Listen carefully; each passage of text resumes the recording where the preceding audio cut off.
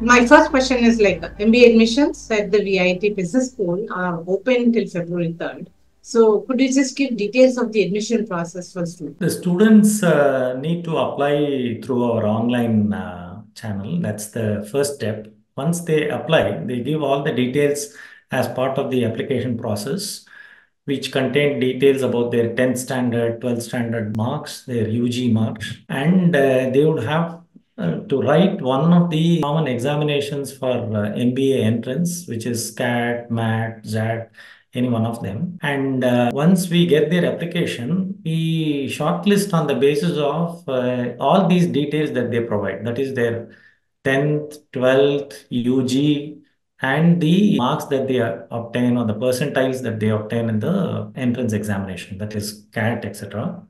CAT has got a greater weightage if they have written CAT and they go through that compared to the other entrance exams that they write. So that's what is the process. Once we get a score like this based on all the information that is available from their application, we shortlist the students and they are called for an interview, either offline or online. And based on this combined score of whatever that they have got in the objective application related details plus the personal interview, the final list is actually put up in terms of the selected candidates. The next question is like, supposing you did say CAT is given preference, but if somebody has written more exams, like not just CAT, maybe NMAT or SAT or anything, then which score will be considered if the child has written in more than one area? Yeah, in terms of weightage, CAT gets a greater weightage compared to any of the other entrance exams. And in terms of what we consider as,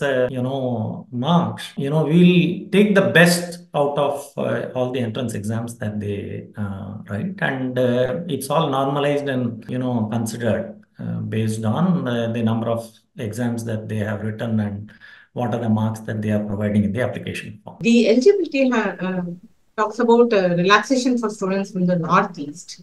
So, can you give some details about that too? We don't have any specific kind of focus on Northeast, etc. So that really does not apply in our context. Then MBA specializations at VIT Business School are marketing, finance, human resources, operations, and business analytics.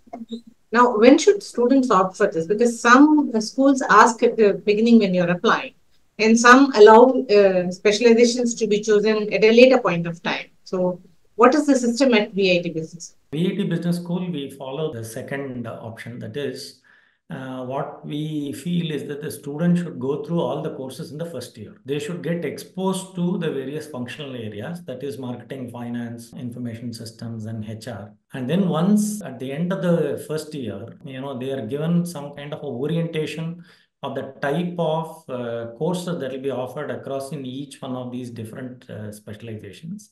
And they are also given kind of some personal counseling on what kind of specialization that they can take. And that helps in them choosing a specialization that will fit in with what they would want to do further in their career. So it's done at the end of first year, not at the time of application. So is the first year kind of common across for the students? Because they don't take specializations at that point of time till the first year is completed. So is the syllabus going to be common across for the... Yeah, majority of the courses in the first year are core courses, which are common across for all the students who go through the program, which is very similar to most of the programs across in terms of MBA. My next question is based on in the entrance exams only, but the thing is that many students may not have written CAT, right? And they may have written GMAT or only CMAT or something like that. So, do you give weightage? Like you said, CAT is given weightage. The other entrance exams, one entrance examination is a requirement. They have to write one entrance examination.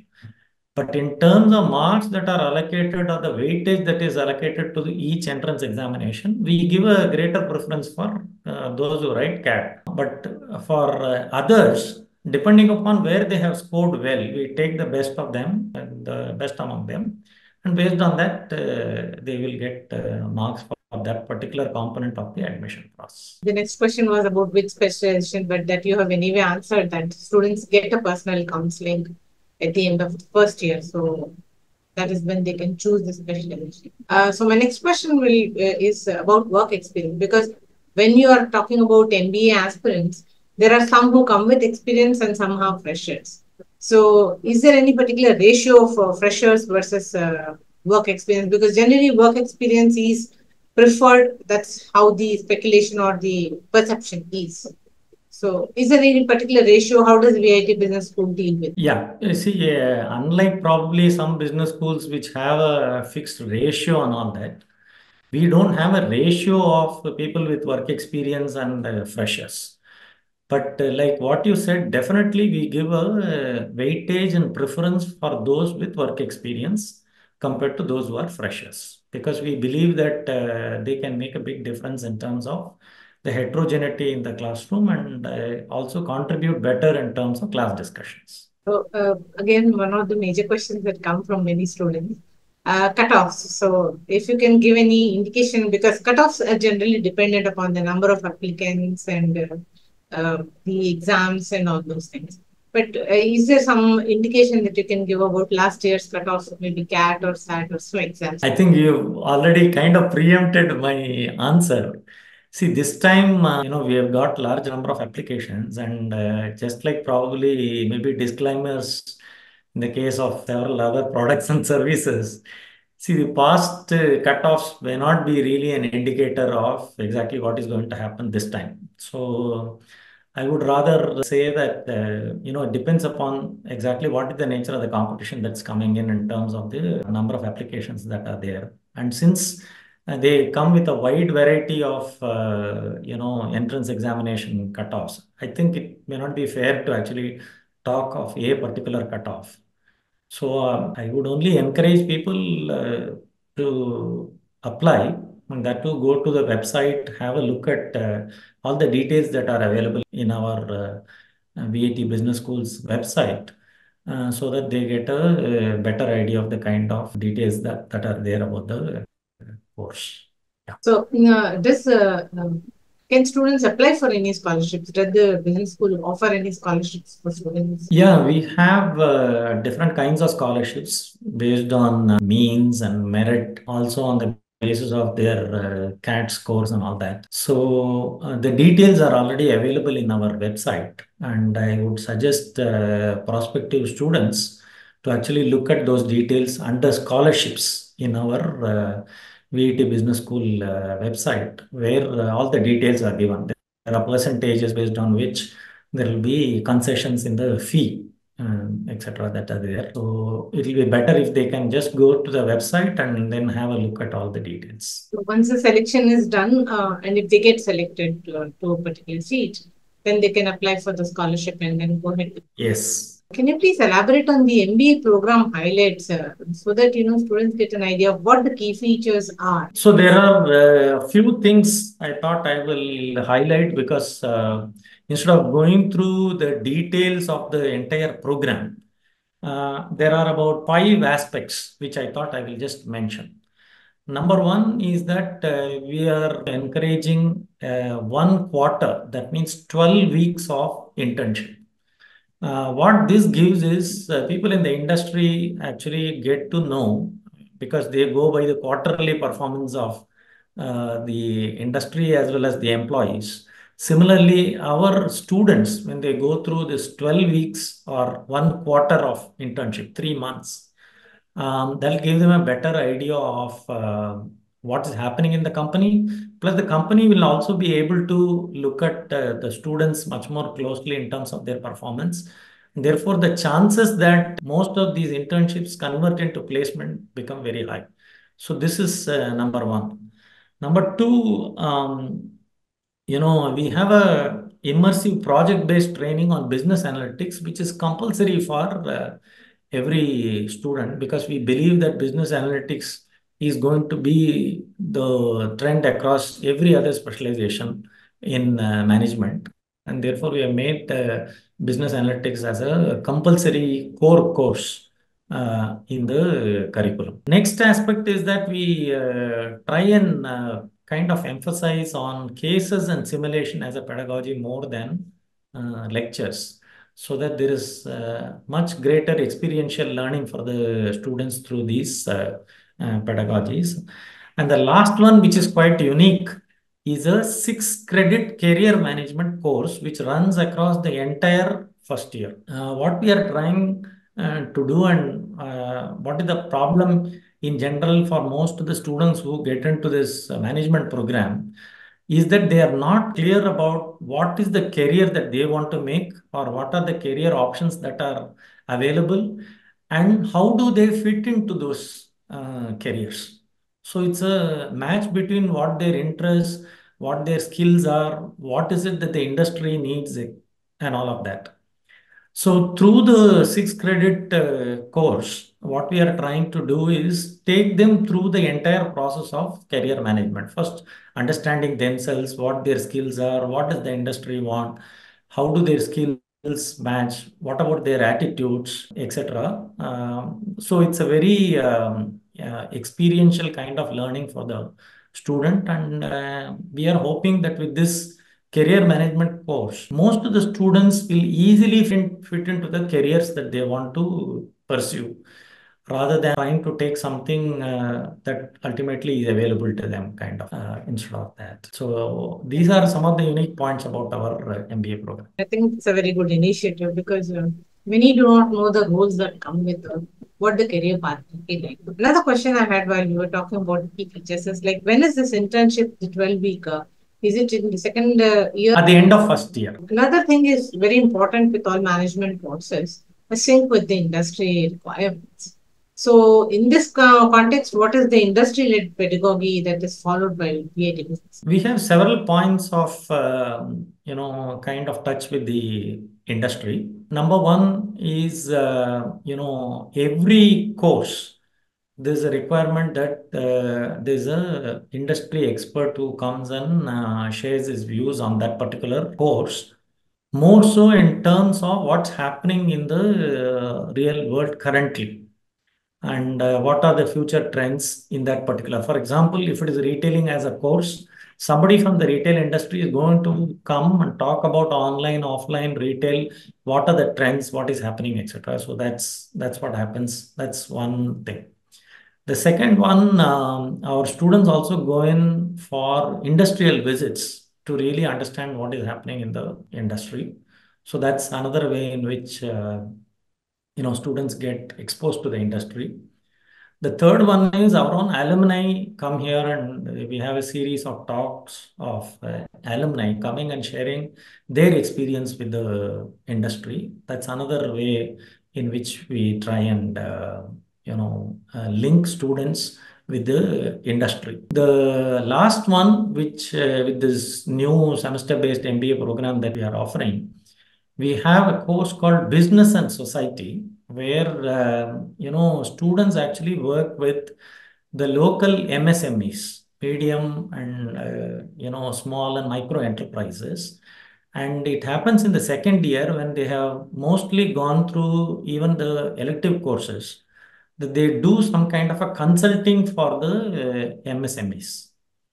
So what this gives them is a consulting experience and an experience in terms of trying to implement whatever that they have learned in their MBA program in practice, which means instead of just only listening to what those from the industry are telling them, they are going to talk to the industry, and they are going to kind of suggest what can be done. There is mention of a 1+1 exchange program with US partnered universities. Is it part of the program, or is it something that can be opted by students? It's a optional one. That is, at the end of the first year, some of the students, they can opt for this 1+1 program with University of Michigan Dearborn, and based on their CGPA plus their requirements as per our partner university, they can go in for this exchange program, and they get a dual degree actually. In fact, they get a 1 year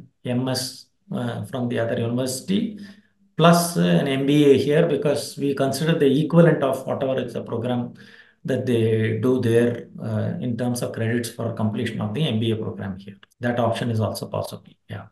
Then we were mentioning business analytics. There is focus on business analytics.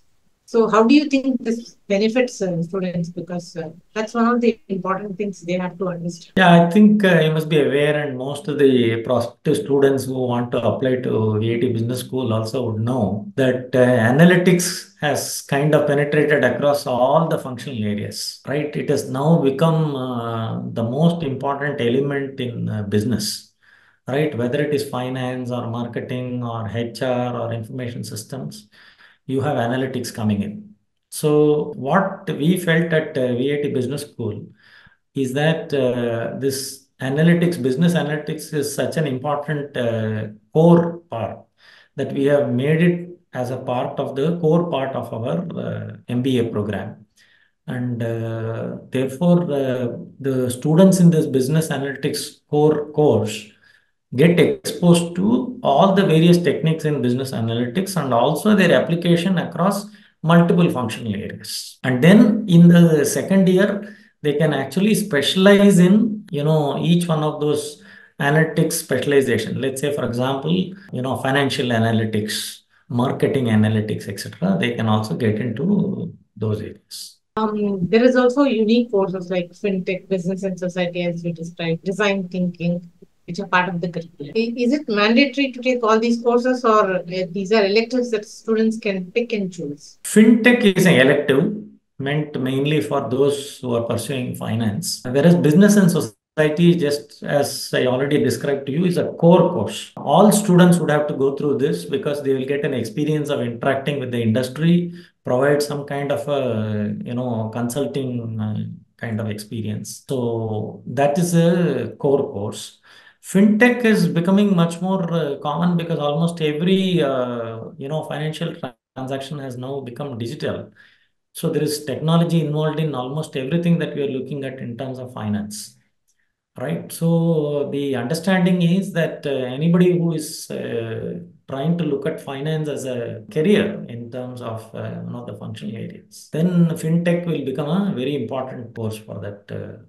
Now, this design thinking is again very generic kind of a course. The reason is that if those who get into the industry or those who want to go into entrepreneurship, if they want to look at new product development, new service development, then they would have to think in terms of how a designer would like to develop a product or a service, etc. And therefore, design thinking becomes a very important thing. So that's also something that we are offering as a course, so that all these, the basic idea is we are looking at what are the changes that are happening in the industry. Plus, how should the students equip themselves when they graduate so that they can be industry ready?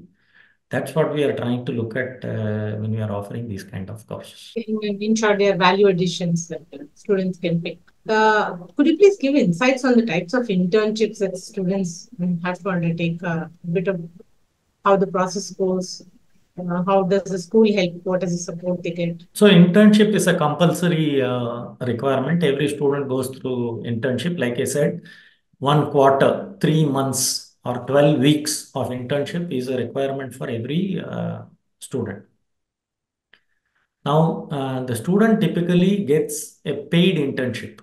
So that is something that we have, kind of looked at very seriously. Nowadays, I think in the current batch, about 35 to 40,000 is the kind of, asking rate for the internship, paid internship.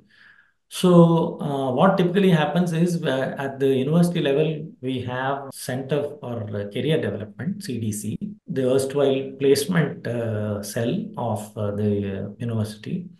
So they take care of, internships for the students. Now, since they look at internships as a whole for the entire university, we also have a person, a faculty from the business school who is in charge of connecting with the placement, the Career Development Center, with regard to specifically business school internships, because we are interested more in the business school internship. The kind of internship that should be offered should give an opportunity for our business school students to contribute. So we are very particular about that. And, they can happen across any functional area. And these options are open and available to all the students who register for this entire internship process. And most of the time, the companies which come for internship actually conduct it almost like a final, job placement kind of a process. Because if they can evaluate somebody very closely for 3 months or 12 weeks, then that will give them an opportunity to actually provide them a pre-placement offer. That means the internship itself can get converted into a job for them. So that's what we are looking at very seriously in terms of trying to pursue in a bigger way with the current internship process. Normally, we talk about accreditations with every business school. This accreditation, VIT Business School has also got ACBSP accreditation. How do you think this is useful? Why should students actually look at this? At the country level, we have Indian accreditations for the entire university.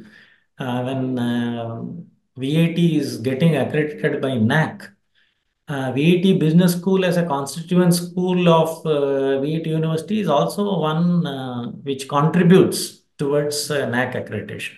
That's a national level. But then now with the current context in a globalized world, I think we require global accreditations. And as far as global accreditations are concerned, there are two types of accreditation. One is what we call as school getting accredited. We have the most prestigious, more than a century old, AACSB accreditation we have got. Okay. ACBSP is also another international American-based accreditation. We also have ACCA accreditation for our BBA program. That's a program level accreditation because they get waivers in the ACCA, certification process and all of that.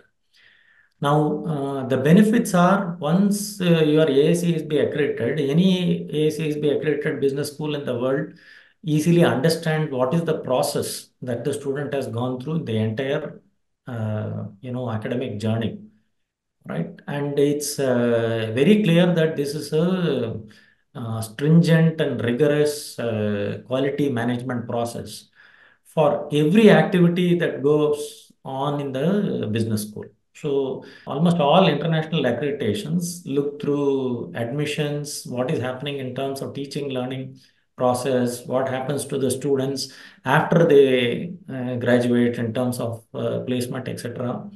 What about faculty? How do you recruit faculty? How do faculty contribute towards the business school, etc.? All of this is part of the accreditation process. So essentially, what students get when they get into AACSB accredited business schools like VIT Business School is an assurance of quality of the entire academic process. And that's what is one of the biggest benefits. And obviously, there is a reputation. There is also greater recognition internationally about whatever that happens in VIT Business School. It's basically that they can even apply abroad anywhere because they've got a Yes. which is recognized. And there is always quality assurance because there are so many aspects of that. My last question would be about placement because this is one of the most commonly asked question by all students. What kind of placements would you have? So can you give me the latest placement statistics at VIT Business? Placements, I think, I say it's an ongoing in the latest, if you're asking the latest one, both for internship as well as the final placements, it's still on. About 70% are placed. And this whole process, we are expecting that it will get over by end of this month maximum. That's what we are expecting. And even though the external environment is not that very great and favorable, I think we have done a great job in terms of placement.